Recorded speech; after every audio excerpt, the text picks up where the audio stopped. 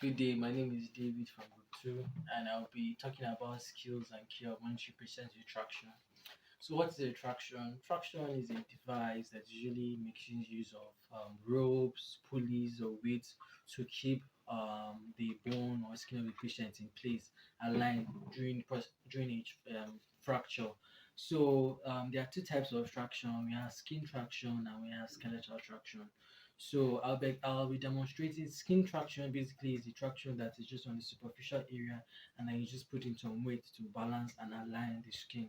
But then skeletal traction, you need to put in some weight, and you also need to put in some screws in between the patient to align and keep the bones of that position in place. So I'll be explaining skeletal traction of the leg or the ankle using my patient.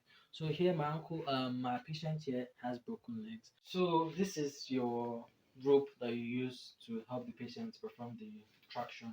So you usually put it above or below the patient's leg, and then you help and lift it up in this position. So there's usually something above that I put it. So there's usually a weight also that helps balance it, so your patient can be in a comfortable position and the patient is not carrying too much weight.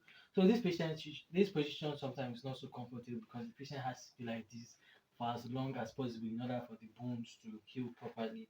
So you do this in order to align the bones as well they can stay in one place. Water helps in the healing process.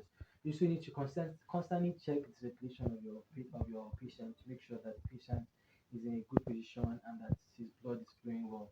Also, sometimes you can elevate the patient to a parallel position or semi-parallel position so that circulation can go through properly because the force of gravity can make the person not to breathe well and can also affect circulation. You also need to make sure that it is aligned at all times and also need to do constant checks and find out that your patient is in a comfortable position. So all these are positions you carry out for a successful traction. Thank you.